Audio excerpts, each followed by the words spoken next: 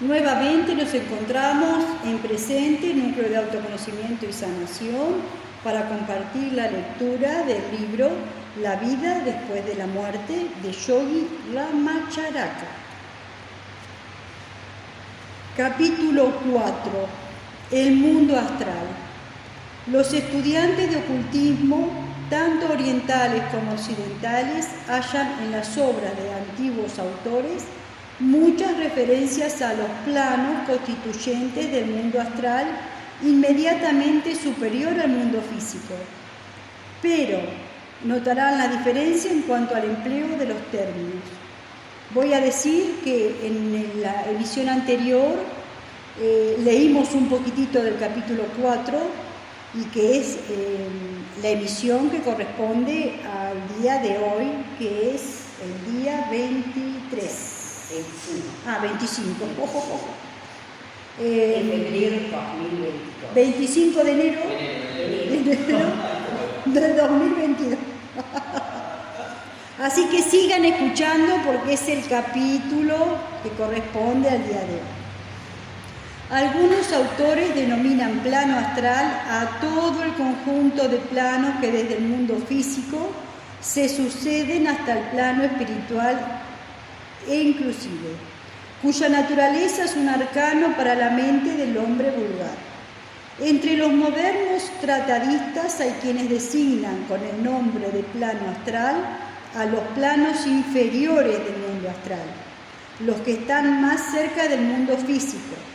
Estas divergencias en cuanto a la terminología confunden a los principiantes en el estudio del mundo inmediatamente superior al físico. En este volumen, como en los demás, hemos seguido el ejemplo de los autores antiguos, dando el nombre de mundo astral al conjunto de planos que desde el físico se suceden hasta el plano espiritual, ambos extremos excluidos: físico, astral, espiritual. Hemos preferido esta denominación colectiva por ser más sencilla y por no confundir al estudiante con diversas denominaciones técnicas. El mundo astral consta así de numerosos planos y subplanos que se extienden en series ascendentes desde el más cercano al mundo físico hasta el más cercano al mundo espiritual. Entre estos dos extremos se puede observar innumerable variedad de fenómenos y fases de la existencia. En los subplanos inferiores del mundo astral se manifiestan las actividades psíquicas llamadas clarividencia, clariaudiencia, telepatía, psicometría, etc. También se manifiestan en estos subplanos inferiores ciertas formas de ectoplasmas, espectros y otras apariciones de almas desencarnadas que suelen percibir el hombre y algunos animales. Asimismo actúan y se mueven en estos subplanos los seres humanos vivientes en el mundo físico, que se desprenden temporalmente de su cuerpo físico durante el sueño o el éxtasis, o lo hacen deliberadamente. Por ejemplo, una persona que está en coma, una persona que está en coma inducido, una persona que está con el trabajo de la ayahuasca, del temazcal, una persona que hace un trabajo puntualmente para poder ver lo que pasa en el siguiente plano. Los colores astrales son los de las auras que circulan el cuerpo físico de todo ser humano y se manifiestan en algunos subplanos del astral.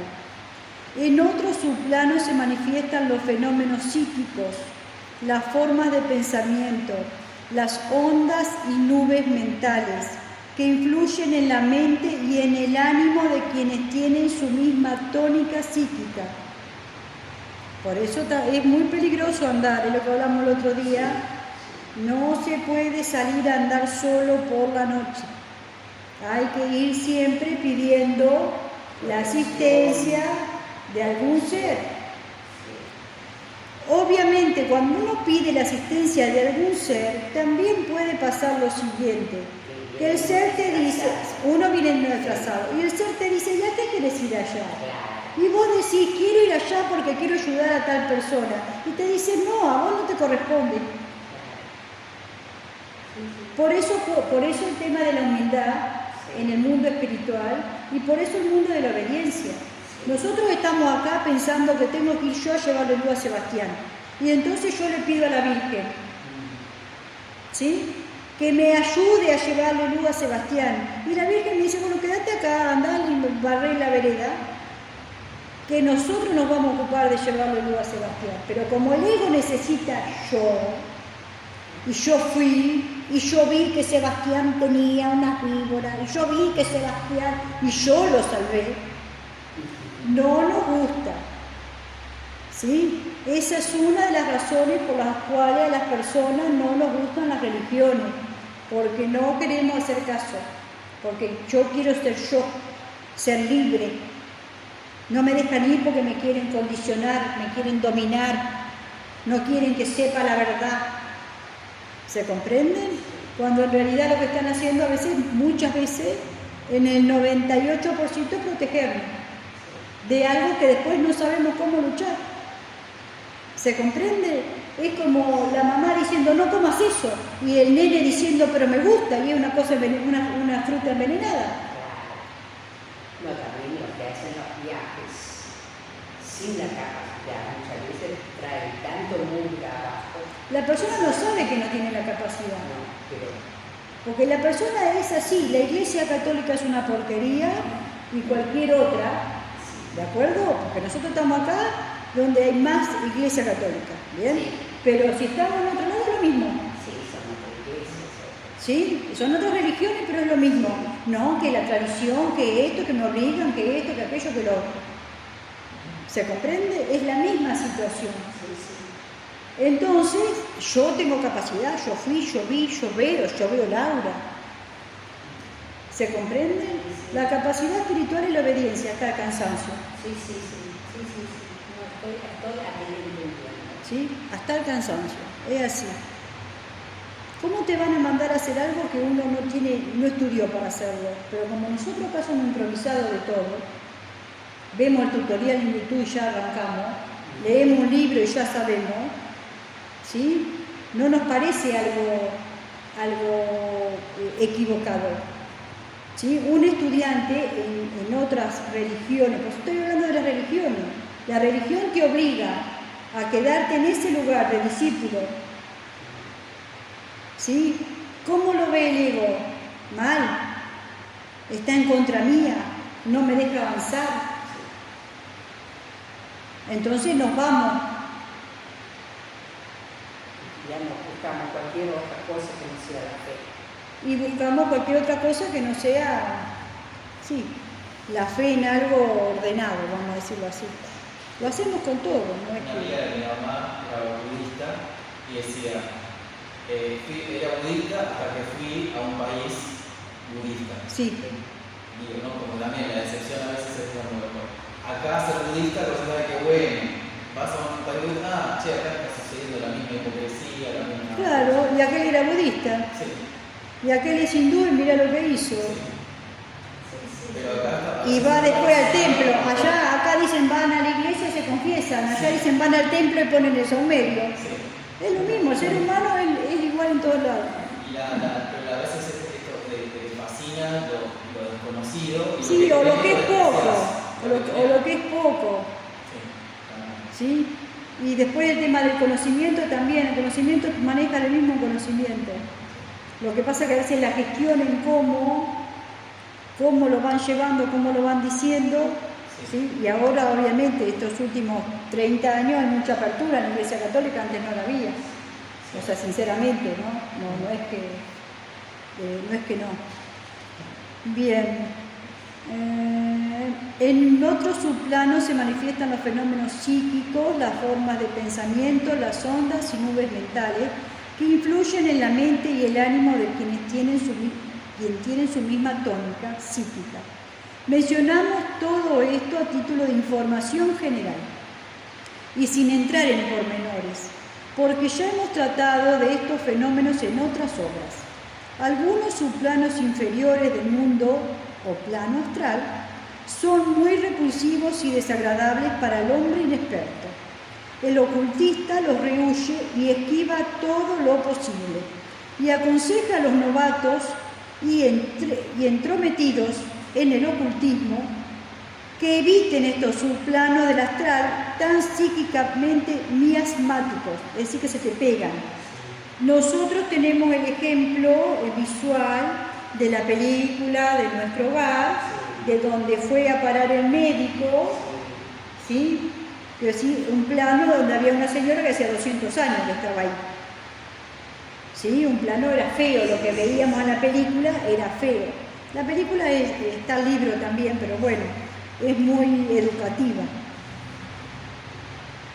Dice, que eviten estos subplanos del astral tan psíquicamente miasmáticos como evitarían los parajes pantanosos y palúdicos del plano físico. Uno no va a donde hay paludismo porque después te enfermas toda la vida, ¿no es cierto? Bueno. Muchos se perjudicaron gravemente por haber penetrado en estos subplanos inferiores sin exacto conocimiento de ellos, y no pocos se lisiaron de cuerpo y mente por la imprudencia de haber establecido condiciones psíquicas que los forzaron a actuar en dichos subplanos. A estos imprudentes se les puede aplicar el antiguo adagio que dice: los locos se meten donde temen entrar los ángeles. Algunos subplanos inferiores del astral están llenos de las formas astrales de los desencarnados que todavía sienten afición a las cosas terrenas. También allí residen por algún tiempo los que fueron la es de la vida humana, atraídas por las cosas del mundo físico sin que nada los impulse a los planos superiores. Siempre hablamos de que el astral, el cuerpo astral, tiene que ver con el cuerpo de deseo. Una persona que su deseo no es trascender, no va a buscar para arriba. Se van a quedar acá mirando a ver qué pasa con la moda y qué pasa con los autos último modelo y qué pasa con esto y qué pasa con aquello. No tienen el deseo de buscar otra cosa. ¿Se entiende? No habla de acción, habla de deseo, Porque muchas veces hay personas que sí tienen el deseo, pero la vida acá los avasalla de semejante manera que no pueden, no tienen el tiempo, la cabeza, están muy enganchados. ¿Se comprende? Pero sí tienen el deseo. Entonces esas almas en el mundo astral son escuchadas desde su deseo también y son ayudadas. Muy deplorable es ver que quienes hubieran repugnado el trato con semejantes entidades en la vida terrena admitan con ellas una comunicación psíquica en el mundo astral, creyendo que son espíritus bienaventurados y almas benditas. Es lo que hablamos de los disfraces.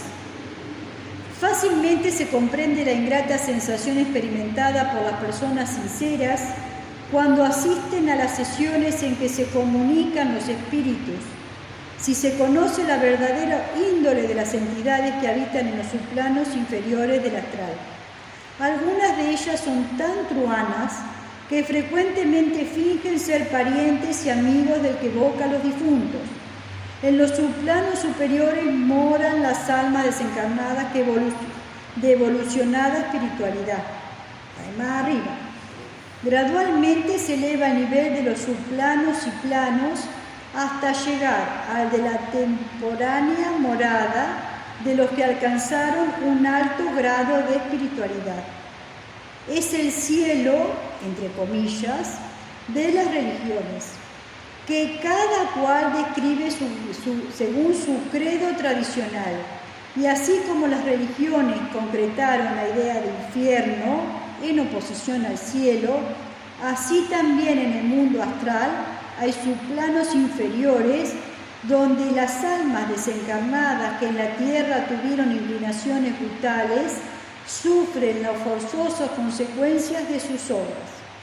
La diferencia está en que el infierno o lugar inferior del mundo astral no es eterno, sino que el alma desencarnada puede purificarse y aprovechar la ocasión que se le depara de mejorar de ambiente. Es como lo que nosotros llamamos purgatorio. La idea católica del purgatorio también tiene su realidad en algunos subplanos inferiores del astral, donde, como dice el espectro del padre de Halmet, las insensatas faltas que cometí en el mundo se están quemando para purificarme. Pero no las quema un fuego material, sino que basta el del remordimiento. Así vemos que en el conjunto del mundo astral se encuentran casi todos, sino todos los conceptos religiosos referentes a la escatología del hombre en todos los tiempos y países. Estos conceptos no fueron hijos fortuitos de la fantasía, sino el resultado de las experiencias de quienes se relacionaron psíquicamente con algunos subplanos astrales, cada cual según su temperamento e inclinaciones. Entonces refirió cuanto había experimentado, y lo referido se introdujo en las enseñanzas religiosas. Conviene advertir que cada religión tiene su peculiar idea de los lugares a donde van las almas de los difuntos, y aunque las descripciones varían notablemente, coinciden en algunos puntos. Más adelante veremos cómo se obtuvieron informes del mundo astral y cómo cabe sincréticamente armonizarlos. La palabra astral significa relativo o perteneciente a los astros y se empleó en principio porque la gente creía que el otro mundo estaba situado más arriba de las nubes, en la región que entonces se llamaba Siderea o de las estrellas. Aún en nuestros días, a pesar de que la idea del cielo como un lugar se ha desvanecido de la mente de los discretos, todavía al hablar del cielo es costumbre levantar la vista o señalar un punto lejanísimo y altísimo para indicar la morada de los bienaventurados. Dificilísimo es desvanecer los conceptos instalados en la humanidad, y aunque sabemos que en el universo no hay arriba, ni abajo, ni derecha, ni izquierda, persiste el hábito racial de ubicar, racial de raciocinio, no de raza, de ubicar los planos superiores del alma tan alto como las estrellas.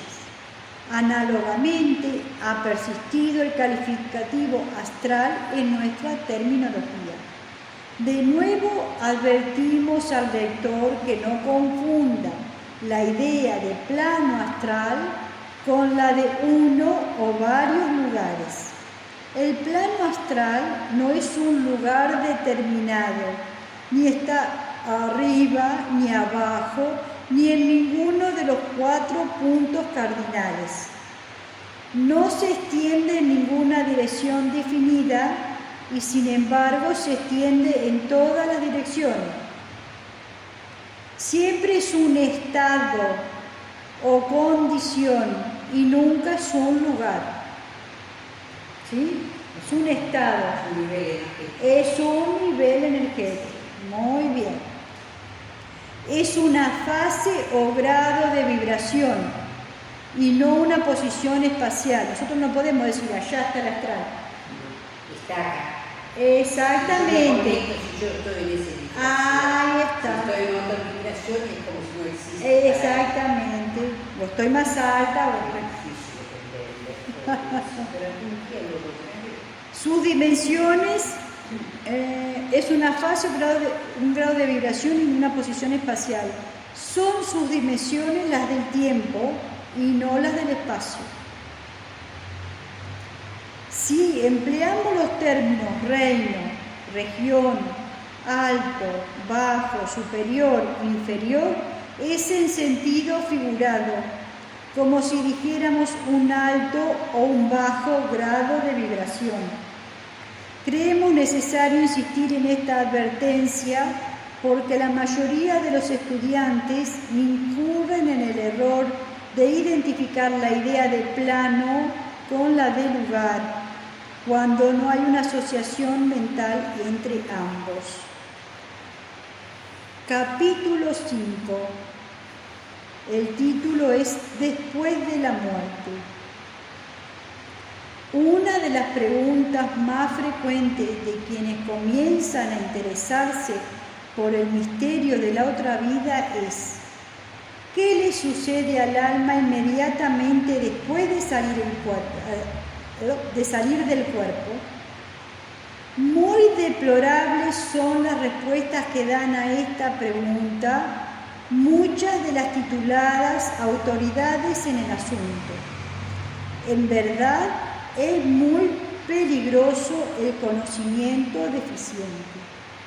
Las personas vulgares se figuran que en cuanto el alma se desprende del cuerpo físico, entra en un nuevo mundo de actividad, en un maravilloso país de extrañas y misteriosas escenas. Muchos esperan encontrar después de la muerte a los seres queridos que los precedieron en la partida de este mundo. Si bien es verdad que hay algo de cierto en todo ello, también es verdad que inmediatamente después de la muerte del cuerpo físico, el alma ha de experimentar una condición muy diferente. Consideremos lo que sucede al alma inmediatamente antes y después de separarse del cuerpo. El moribundo experimenta generalmente un gradual entorpecimiento de los sentidos corporales. Se debilitan la vista y el oído, y la vida del moribundo parece la llama de una vela cercana a la extinción. En muchos casos, este es el único fenómeno de la proximidad de la muerte. ¿Se entiende? El día que nos estemos por morir, nos va a pasar eso. No vamos a poder escuchar lo que de verdad sucede en el plano físico. No vamos a poder ver lo que de verdad sucede en el plano físico. ¿Sí? Y vamos a respirar como cuando nos baja la presión, que apenas. Por eso nos asusta tanto la baja de presión, porque nos parece que nos vamos. ¿Sí? Como que perdemos esa fuerza. La diferencia es que la baja de presión en algún momento del día el cuerpo la levanta. En algún momento, aunque no tomáramos nada salvo agua, en algún momento del día el cuerpo la levanta y te despierta. ¿Se comprende? Sí. Cuando nos estamos moribundos, no. Va para abajo. Continuas ahí. Exactamente. Que lo voy a decir hasta el cansancio, no dura más de 3 días. Bien. Pero en otros muchos casos, obviamente, cuando dura más de 3 días es porque no nos estamos muriendo. No es el momento de morir. Estamos ahí que no sabemos qué miércoles pasa. Claro, si nos vamos a quedar. Claro. Pero en otros muchos casos, a medida que se debilitan los sentidos físicos, se agudizan los psíquicos, que es el caso de las personas que empiezan a ver cosas, que reaccionan como si estuvieran con el padre, con la madre, con un tío, con un cura. Que hablan como si, ay, cuánto tiempo sin verte. O luces, o cosas. ¿Sí? A veces los moribundos manifiestan lo que en aquel momento sucede en otro aposento de la casa o en algún punto lejano. La clarividencia suele acompañar a la cercanía de la muerte. y a veces también la clariaudiencia, de modo que el moribundo ve y oye lo que pasa en otros lugares distantes, sea del plano físico o sea de la parte del astral. Multitud de casos registran las sociedades de investigación psíquica y se relatan en el seno de las familias que en aquel moribundo fue capaz de proyectar tan vigorosamente su personalidad que los parientes y amigos, a la sazón en puntos lejanos, vieron efectivamente su espectro. ¿Qué pasa? Vamos a suponer, yo me estoy muriendo, pero mi deseo es ver a mi hijo. ¿Se entiende? Ver a alguien que hace mucho que no veo, ir a un lugar. Entonces muchas veces pasa que se ve, la persona con mucha sensibilidad lo alcanza a ver el espectro. ¿Se entiende? Como un fantasma. ¿Y en sueños también? Sí. Yo no recuerdo. En sueños también, sí. Pero mi hermano tenía un compañero de secundaria, joven, Sí. que no lo veía hace mucho, y ahora que sueña con ese compañero. Sí. Y él le dice, estoy bien. Se levanta mi hermano y mi mamá que le cuenta que se acaba de morir. Sí. En sueños también. Sí. Conocí a una persona que decía, yo sabía que había muerto porque yo sentía su energía acá. Claro. Sí. Después, a los 10 minutos me llamaron, me lo contaron, porque ya sabía Sí. que ya no estaba más. ¿Se entiende? ¿Sí? Entonces, en ese momento, la persona, vuelvo a lo mismo, ustedes vamos a acordarnos siempre, astral es lo que yo deseo, no lo que tiene que ser, no, es lo que yo deseo. ¿Sí? ¿Se entiende? ¿Sí? Entonces, en ese momento uno tiene más fuerza en el astral. ¿Bien? Perfecto.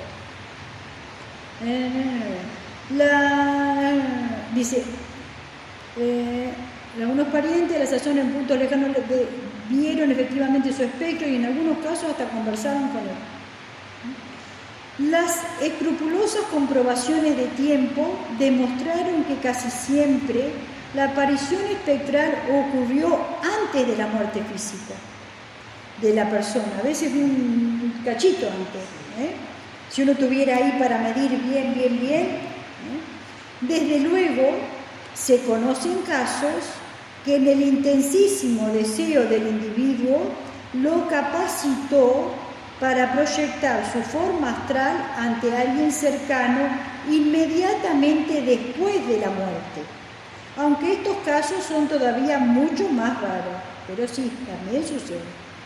Casi siempre el fenómeno es consecuencia de la transmisión de un pensamiento tan vigoroso que la persona a quien va dirigido ve la forma o imagen astral del moribundo cuya alma está, sin embargo, todavía en el cuerpo.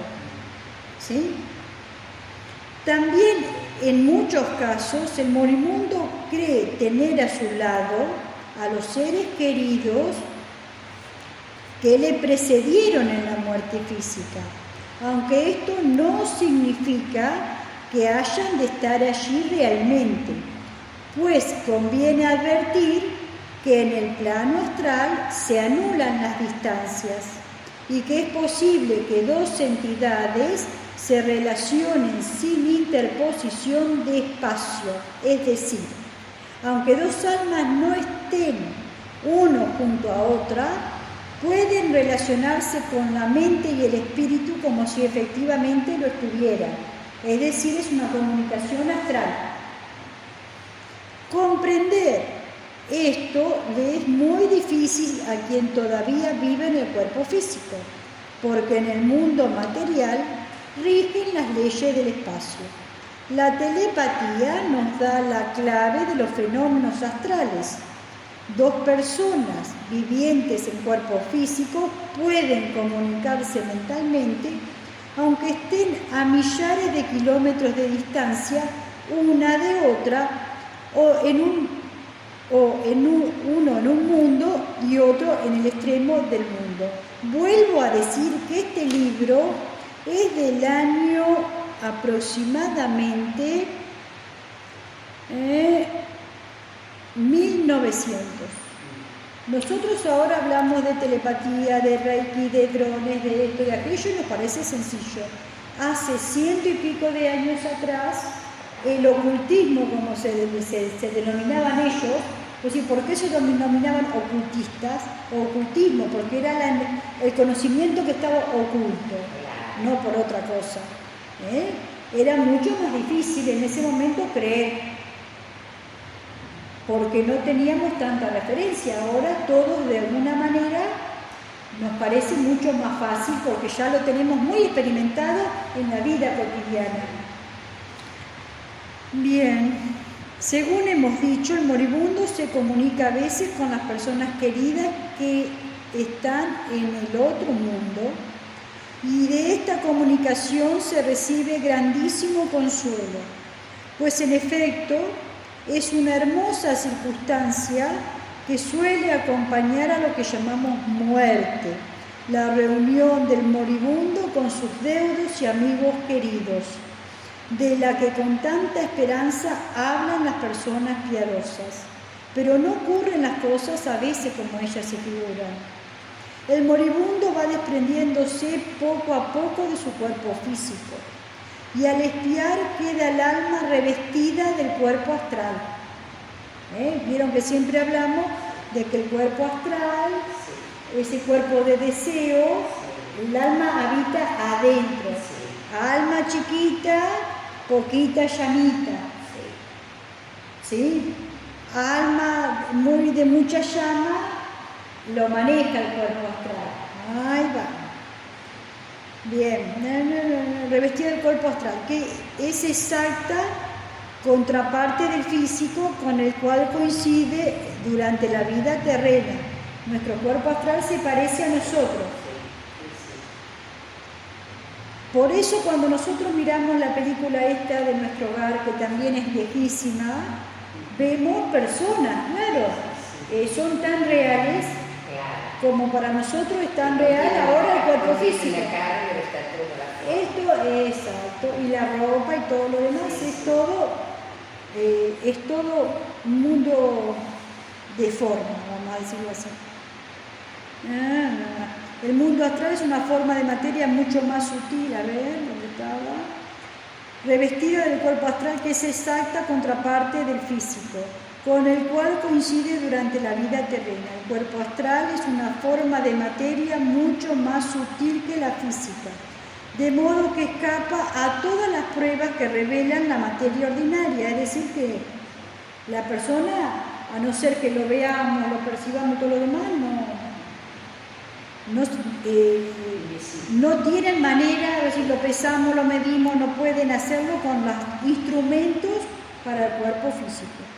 En el momento de la muerte, el cuerpo astral permanece enlazado con el cadáver por un tenue cordón de materia aérea. Nosotros tenemos muchos cordones, yo que siempre se los explico. Una diferencia entre saber si estamos viendo a alguien encarnado o no encarnado por los cordones que se tienen. Que algunos se desprenden rápido, otros lento, otra vez no es algo que sea exacto. Con el fin que al final se rompe y entonces el cuerpo astral queda libre, como envoltura externa del alma. Por eso en su momento eran los 3 días de velorio, para darle tiempo a que todos salgan. Algunos salen rapidísimo, recontra rapidísimo. Las 3 días. Sí. No es algo que es una regla para todos, sí, pero no es una regla que es para todos. Hay algunos que rápidamente se desarman, rápidamente sale el cordón, y rápidamente todo. Y generalmente sí, no siempre, porque a veces el alma más desarrollada también tiene deseo, pero generalmente sí corta más rápido, tiene más fuerza para cortar el cordón, para desengancharlo. Pero este cuerpo astral no es el verdadero ser humano. Ese cuerpo astral no es el yo soy. No, sí, es una parte del personaje que somos. La vivencia del personaje. la vivencia de este personaje que somos. En este caso Mona, Marisol, Sebastián. Como tampoco lo era su cuerpo físico, pues ambos no son más que envolturas temporáneas del alma. Al dejar el cuerpo físico, por eso está tan mal hablar de que las vidas pasadas, y yo fui para acá, y yo hice esto, porque no fuimos nosotros. No fue mi alma. Nuestra alma fue. Al dejar el cuerpo físico, el alma, al dejar el cuerpo físico, el alma se sume en un sueño profundo o estado comatoso, semejante al del feto en el claustro materno. Así se predispone a nacer en el mundo astral. Hay un paso. Pues necesita tiempo para adaptarse a las nuevas condiciones y cobrar la fuerza y el vigor requerido para la nueva fase de existencia. Esto es, ¿viste cuando el médico quiere empezar a trabajar? ¿Vos viste la película de Nuestro Hogar que siempre la nombramos? Bueno, te la voy a pasar. Y de último un día nos ponemos acá todo y la miramos. Tendríamos que volver a ver. Y la volvemos a mirar. Sí, sería muy importante. El médico, cuando va a trabajar, trabaja en las cámaras. Las cámaras era el primer paso. Cuando venían de la Tierra, directamente, estaban en las cámaras, que es como era como que se internaban, algunos tardaban más, otros tardaban menos en recuperarse y despertarse. ¿Sí? Algunos pueden estar años en las cámaras, otros pueden estar 2 semanas, ¿tá? Otros pueden estar 2 días. ¿Se entiende? Eso depende de cada alma en particular. Pero por ese pedacito de que acá y allá el alma tiene que pasar, como una readaptación. A ver, para la nueva fase de existencia. La naturaleza abunda en estas analogías. El nacimiento en el mundo físico tiene muchos puntos de semejanza con el nacimiento en el astral. Y ambos están precedidos o por un periodo comatoso. Un periodo como que estoy en otro lado. Después de la muerte física, permanece el alma dormida en el cuerpo astral, que le sirve de envoltura protectora como la matriz protege al feto. Miren que siempre les digo que el alma no puede estar sola, no existe sola. ¿Sí? Llega un momento, cuando ya después no va a venir y habla mucha evolución, que está envuelta de todas las existencias y ya después pasa a otro estado, pero siempre está envuelta. Exactamente, queda envuelta en el cuerpo espiritual. Pero sí tiene suficiente capacidad de desprenderse. Sí. Mucha evolución por eso.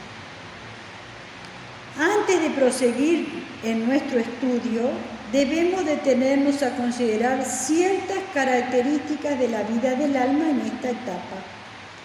De ordinario descansa en paz, sin que la perturben influencias externas. Bien, vamos a seguir acá. Después de la muerte física permanece el alma dormida en el cuerpo astral, que le sirve de envoltura protectora, como la matriz protege al feto. Antes de proseguir en nuestro estudio, debemos detenernos a considerar ciertas características de la vida del alma en esta etapa. De ordinario, descansa en paz, sin que la perturben influencias externas. Sin embargo, hay circunstancias excepcionales que son los ensueños del alma dormida, determinados por 2 causas. 1. Las emociones intensas de amor y odio. 2. La inquietud por el incumplimiento de alguna labor importante o deber sagrado. ¿Se entiende? Duerme como si tuviera pesadillas. 2. El vehementísimo pensamiento en los seres que dejan el mundo, si estos se hallan emocionalmente relacionados con el alma del difunto. Ambas causas producen en el alma que acaba de desprenderse del cuerpo físico una inquietud y desasosiego lo bastante poderoso para atraerla hacia las cosas de la tierra, ya por medio de una comunicación telepática e ensoñadora, o en muy raros casos mediante un estado parecido al de sonambulismo de la vida física. Estas condiciones son deplorables porque perturban al alma y retrasan su evolución y desenvolvimiento en su nueva fase de existencia. Por eso yo en un taller la reté mucho a una señora que le dije, ¿cómo se te ocurría llamar al alma de la madre de un chico para que ayudara? No hay que llamar, yo conozco muchas personas que llaman al alma de la madre, del padre, de esto, para que ayuden. Es terriblemente malo para el alma. A Jesús o a un santo.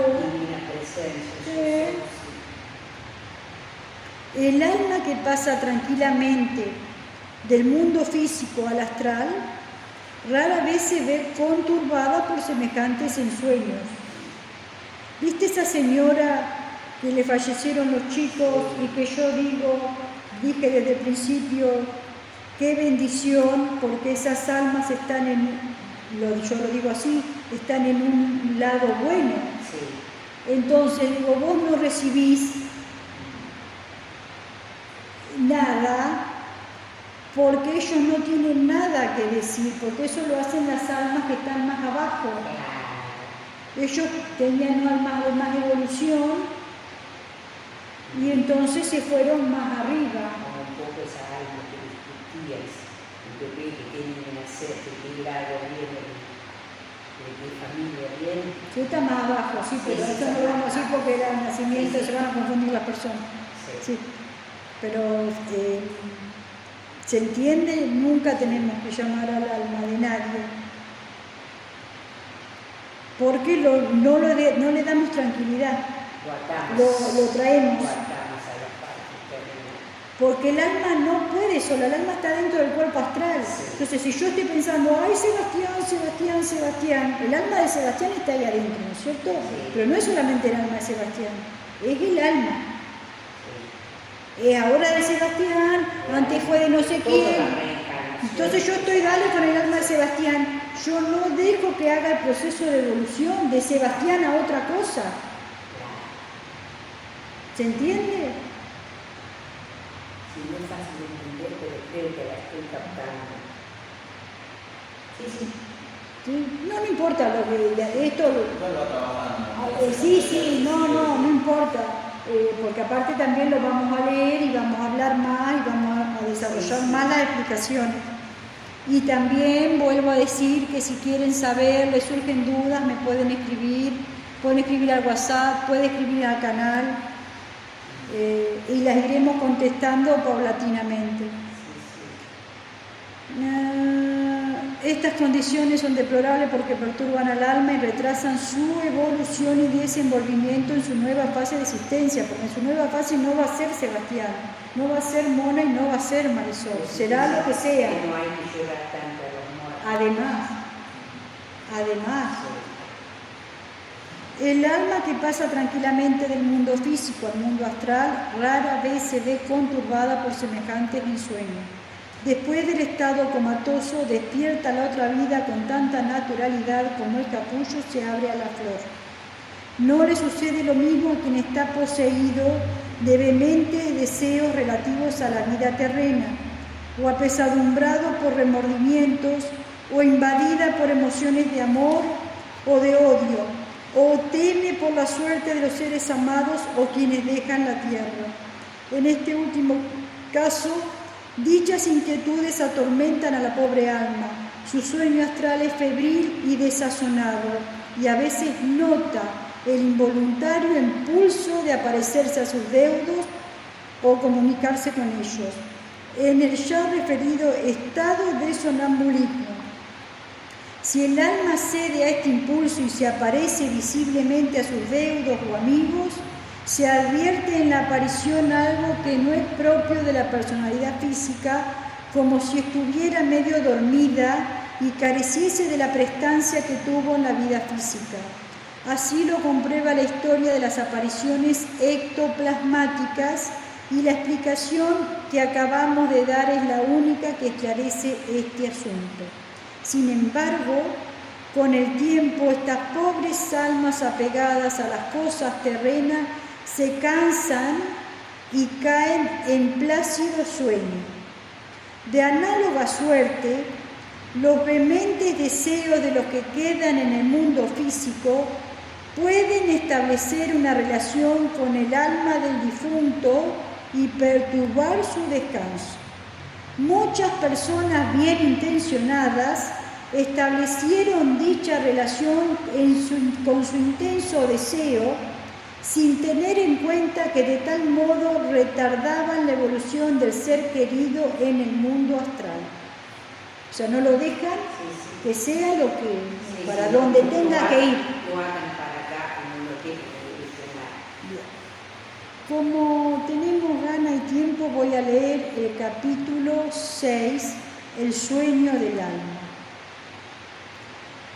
A propósito de este tema, cuyo abordaje iniciamos en el capítulo anterior, extraemos de una de nuestras primeras obras los siguientes párrafos. Los que en este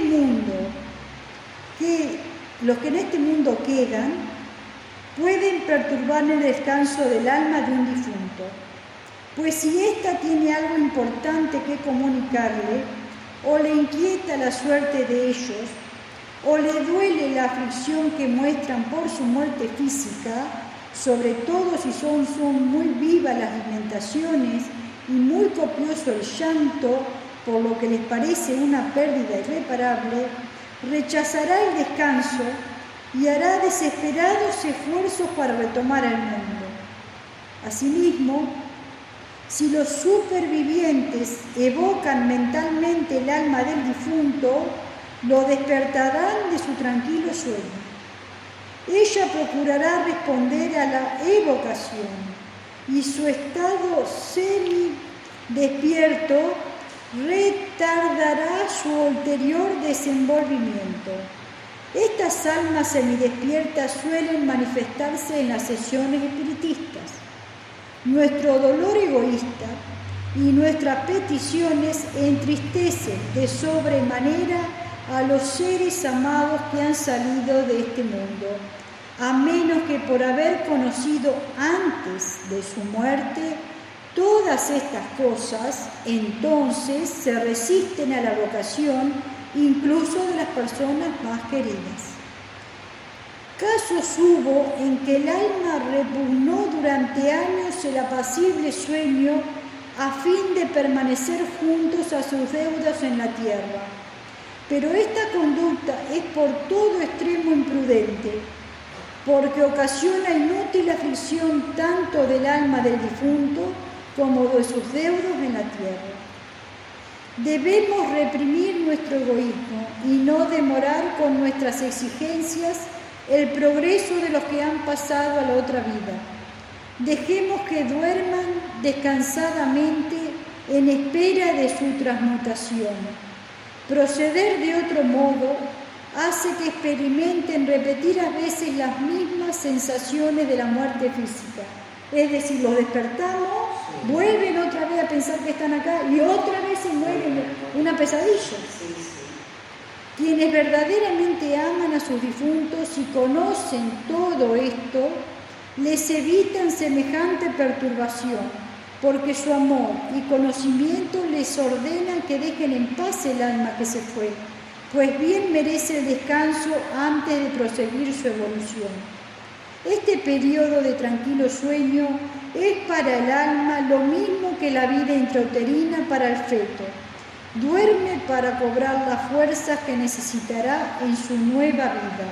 Su nueva vida cuando se despierte allá. Hay otra frase de esta particular etapa del progreso del alma y también transcribiremos algo de lo que ya en otras obras expusimos sobre ello, a saber, únicamente cae en tranquilo y descansado sueño, si no la perturban, el alma de quien muere en muerte natural. Pero los que mueren súbitamente por cualquier accidente se encuentran durante algún tiempo del todo despiertos y en plena posesión de sus facultades intelectuales. Muchos no se dan cuenta de que han muerto y no se aciertan a explicarse lo que les sucede. Otra vez voy a interrumpir yo y les voy a contar que esta señora, que se le fallecieron los hijos, yo les dije así, porque yo cuando esta señora me vino a ver, que miré dónde estaban y vi que estaban en un hermoso lugar, yo les empecé a hablar a esta señora diciéndole, las almas de más evolución generalmente saben. Y ella me relató que el hijo menor había soñado con que se moría. Estas también son cosas, o sea, hay situaciones, no lo que estamos relatando, lo que relata el autor, no es el 100%. Por ejemplo, un ser querido se va. Sí. Y uno lo agradece porque lo piensa con ese ser, con amor, reza por ese alma. ¿Ese le hace bien al desencarnado? Le hace bien el rezo. Lo que más bien le hace es el ritual de la iglesia de la misa de responso. Sí. Es lo que más bien le hace. Sí. ¿Sí? Porque va a estar alimentando al alma. Y después ya vamos a ver también que depende de dónde amanezca y todo lo demás, es como grados. Bien, muchos no se dan cuenta de que han muerto y no asocian a explicarse lo que les sucede, aunque a veces están conscientes de la vida terrenal por algún tiempo y ven y oyen con sus sentidos astrales cuanto ocurre a su alrededor. No advierten que han dejado el cuerpo físico y están por ello perplejos. Muy adversa sería su suerte hasta ser dominados por el sueño, de no intervenir los protectores o auxiliares invisibles. Ustedes se acuerdan que yo a veces les digo de que yo estuve muchos años trabajando, que se trabaja cuando hay grandes catástrofes, accidentes y cosas, porque ya se saben que van a suceder y ya se saben que esas almas, entonces, como van a ser accidentes, cosas fortuitas, o sea, fortuitas no, como se dice, que la persona no sabe qué le va a pasar, tienden a volver al plano físico y ahí quedan enganchados con las cosas feas, porque en el astral también, en la parte más cercana al cuerpo físico, al plano físico, hay cosas muy feas, y que también los usan. Entonces se los ayuda. Muy adversa sería su suerte hasta ser dominadas por el sueño, de no intervenir los protectores o auxiliares invisibles, las almas benditas que se hallan en estados superiores de existencia. Ellas los informan de su verdadera situación, los consuelan, se aconsejan y generalmente los cuidan hasta que se duermen como un chiquillo fatigado al llegar la noche. Los protectores o auxiliares invisibles nunca faltan a su deber y auxilian a todo el que pasa repetidamente a la otra vida, hayan sido buenos o malos en la tierra, porque saben que todo hombre es hijo de Dios y es su hermano espiritual.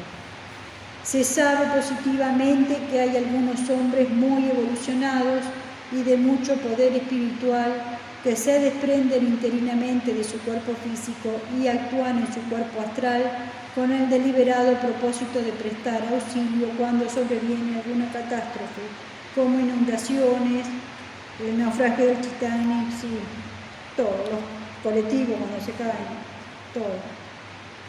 Las sangrientas acciones de guerra y montones de cosas más, en las que se necesita inmediata existencia. También los que se mueren de muertes violentas caen poco a poco en el sueño del alma, como los que mueren de muerte natural. Por otra parte, hemos de considerar al admirable fenómeno de que al sumirse el alma en sueño, se le representa la visión panorámica de su vida pasada. Dicen quienes lo saben que esta visión ocupa tan solo un instante infinitesimal, tan breve que apenas se le puede llamar un punto en el tiempo. Sin embargo, escena tras escena, desde la infancia hasta la vejez de su pasada vida, se suceden hasta la vista del alma, con la misma fidelidad los pormenores, el más insignificante incidente y el acontecimiento más trascendental. Yo les voy a contar que esa es la verdadera evaluación. Otra vez nos vuelven a pasar y nosotros reaccionamos. Estamos viendo si en el momento de hacer un daño nos arrepentimos, el alma tiene una cosa, se va para un lado. Y si en el momento en que vemos, ¿sí?, un daño, no nos arrepentimos, el alma va para otro lado. ¿Sí? Si en el momento en que vemos cuando alguien nos lastimó, el alma reacciona de una manera, para un lado. Si en el momento que el alma que nos lastimó, el alma reacciona de otra manera, para otro lado. Estamos ya desprendidos de lo que es el ego físico. El tema tiene que ver con lo que mi mente aprendió. Yo aprendí a perdonar, entonces yo voy a estar viendo las cosas que me hicieron y a mí me van a salir los colores del perdón. ¿Se entiende? Es lógico y normal, como les digo yo, que mientras nosotros estamos en el cuerpo físico, una parte nuestra reaccione dentro de los lineamientos del ego físico, no mental, físico. ¿Se entiende? ¿Sí?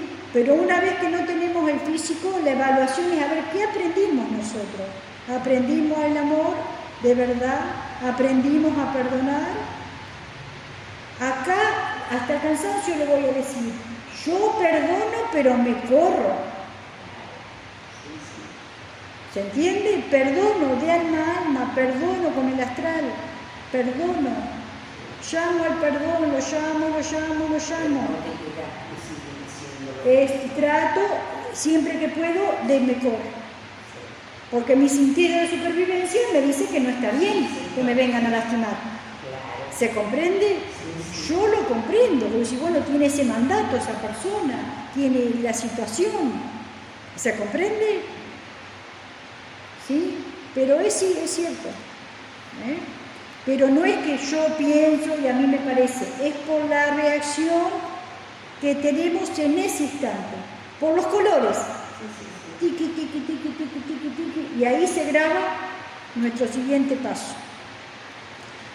Sin embargo, escena tras escena de la infancia hasta la vejez de su vida pasada se suceden ante la vista del alma con la misma fidelidad los pormenores, el más insignificante incidente y el acontecimiento más trascendental. La memoria subconsciente descubre entonces sus secretos, sin reservar ni omitir ninguno. Además, por virtud de su discernimiento espiritual, comprende el alma el significado de la vida que acaba de pasar y puede analizar jurídicamente sus acciones como un juez omnisciente e imparcial. De este proceso resulta que todas las acciones de la vida pasada se concentran e imprimen en la conciencia del alma como semillas que a su tiempo darán su fruto de carácter individual en futuras vidas, según sean las cualidades ya adquiridas. Por ejemplo, todas las personas que estamos de alguna manera en el ramo de la salud, de las que sean, desde la enfermera hasta la señora que está de mucama en un hospital. Son almas que se arrepintieron del daño que hicieron. Cuando le pasaron la película se arrepintieron. Entonces en esta vida el alma viene condicionada para ser enfermera, voy a ser mucama del hospital o de la clínica, ¿sí? O voy a hacer todo relacionado con el mundo de tratar de ayudar al otro. ¿Se comprende? Son almas que cuando le pasaron la película dijeron, por ejemplo, eso es una de las cosas. Ahora, antes me acordaba de todo, de las cosas, porque obviamente a mí me la pasaron 380 veces esta película por mis distintos niveles. Cada vez que pasaba un nivel era como que me moría. Pero bueno, entonces pasaba por todas las cosas. Quienes objeten diciendo que la mente humana le es imposible resumir en un instante los sucesos o incidentes de toda su vida, les respondemos que la psicología admite la posibilidad de este fenómeno aún durante la vida terrena, según comprueban los casos en el que al descabezar un sueño de pocos minutos soñó el individuo escenas y sucesos que en realidad debieran haber ocupado largos años. ¿Vieron cuando soñamos? Decir, ¿qué pasó? 1900, y ya había estudio de sueño. En el libro que yo empecé a leer y después lo dejé ahí, algún día lo voy a terminar, de la inteligencia emocional de Raúl Goleman, hablaba de que sí, que ya en el 1800 había estudios científicos sobre la ira. Y a nosotros nos dicen como nos hace, o sea, la sensación de que la persona es como que no se sabe. Chicos, se sabe todo. La mente humana, incidente de la vida, bien. A ver, en los sueños ordinarios el tiempo queda reducido a cortos instantes. Y en el estado en el que nos referimos se intensifica el proceso de concentración, de suerte que en un instante la vista mental abarca todos los periodos, incluso el de la más larga vida. El alma se lleva consigo al estado de sueño el recuerdo resumido de toda su vida, con las simientes de sus deseos, ambiciones, gustos, disgustos, atracciones y repulsiones. Esto es lo que se usa para armar las siguientes vidas, ¿sí? Que no tardarán en germinar, florecer, fructificar, ¿sí? Todo, las cosas que me gustan, las que no me gustan, las que me arrepentí, las que no me arrepentí, ¿de acuerdo? Con todo eso se arma. Y algo más, obviamente. Por eso a veces yo les digo en el alto astral, las 3 o 4 vidas que se ven, que originan esto, esta situación, son esta vida, aquella vida y la otra vida, que no aprendiste esto o aquello o lo otro. ¿Sí? Que no pudiste. Entonces ahora es el mayor trabajo espiritual, con el perdón, el mayor trabajo.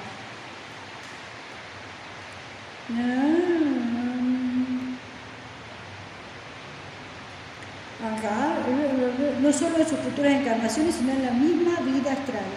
Germinar, florecer y fructificar, no solo en futuras encarnaciones, sino en la misma vida astral. Es como que tenemos también como un teatro allá. Sí, porque la naturaleza amorosa no obliga al alma a que cargue con todas sus tendencias en futuras encarnaciones, sino que ordena las cosas de modo que el alma pueda purificarse de sus malas cualidades y esté limpia de las que hubiese logrado eliminar al renacer en una nueva vida terrena. Para esto sirve el sueño del alma, durante el cual se predispone a entrar en la vida astral. Los pormenores de esta serán analizados más adelante. El sueño le es tan necesario al alma en esta etapa de su evolución como lo es al feto en el seno de su madre. Algunos, al conocer estas enseñanzas, manifestaron su temor de que el sueño del alma no pudiera ser tranquilo en un lugar desconocido y entre tantas entidades extrañas. Esta objeción es muy pueril para los ocultistas expertos. ¿Quién sabe que nadie en el universo está mejor guardado que el alma durmiente en el plano astral? Es cierto, ni el mismo Dios puede interferir con eso. No se puede. No se puede, no se puede, no se puede. Tan guardada como si fuera el tesoro más grande del universo. Tan absolutamente protegida de todo daño se halla que solo podría afectarla un trastorno completo de las leyes de la naturaleza o el desquiciamiento del planeta. Situación que estamos viviendo. ¿De acuerdo? Por eso también es tan importante qué vamos a hacer, porque la Tierra en su proceso evolutivo hacia la quinta dimensión, hay cosas que ya no se pueden, ¿sí?, sostener como eran antes. Por eso hay mucho ayuda, mucho lío. ¿Te acordás que yo dije cuando empezó el tema de la pandemia que era un punto de inflexión por esto, por aquello, y que los que tienen órdenes en cuarta dimensión, en las ciudades de luz, tienen orden de apurarse para aprender ellos, no pueden estar ocupados con lo que están haciendo los de acá? Están muy atentos ellos, todos, en todas las ciudades, para ellos también lograr su proceso de evolución. Esta objeción es tan absolutamente protegida de todo el daño, se halla que solo podría afectarla un trastorno completamente de las leyes de la naturaleza o el desquiciamiento del planeta. Recordemos que la condición del alma durmiente es de estado y no de lugar, y que su condición es tal que ninguna influencia maligna puede acercarse a ella ni alcanzarla. No se puede. Ya quisiéramos todos estar tan seguramente guardados y protegidos en la vida terrena. La seguridad de las almas durmientes es tal que parece como si toda la fuerza de la naturaleza se hubiera conjurado para protegerlas. Dice un aforismo hinduista: ni aun los dioses en sus altos tronos tienen poder ni dominio sobre las almas durmientes. A quienes por estar bajo la influencia de la escatología dogmática les parezca extraña y desusada la idea del sueño del alma, les diremos que los conceptos vulgares sobre la muerte y la vida de ultratumba aludan más o menos veladamente al estado de sueño, según lo comprueban las expresiones corrientes de «se durmió en la paz del Señor, descansa en paz, a su amado dará a Dios el sueño, allí descansan los fatigados, se fue al largo descanso», que manifiestan la idea innata implantada en la mente del hombre respecto al período de descanso que ha de sobrevivir al alma fatigada. La idea del descanso después de las tribulaciones y tormentas de la vida es tan natural e instintiva que puede decirse que representa el firme convencimiento del alma humana en relación con la idea de muerte. Es una idea tan fija como la vida de ultratumba. Sin embargo, solo se halla su explicación en las enseñanzas ocultas superiores. Quien esté instruido en lo atinente al sueño del alma, hallará consoladora satisfacción en contemplar esta etapa de su existencia futura. Se sentirán atraídos hacia dicho estado, que representan las siguientes palabras del antiguo canto: tranquila y apacible dormiré amparado en la cuna de lo profundo. Descanso en el seno del gran océano de vida. Descanso, calma, paz, seguridad, protección. Tal es el estado del alma dormida en el mundo astral. Muy bien, y por hoy vamos a concluir. El próximo capítulo se denomina el despertar del alma. Así que algo nos va a contar el autor de lo que sucede cuando el alma se despierta del otro lado.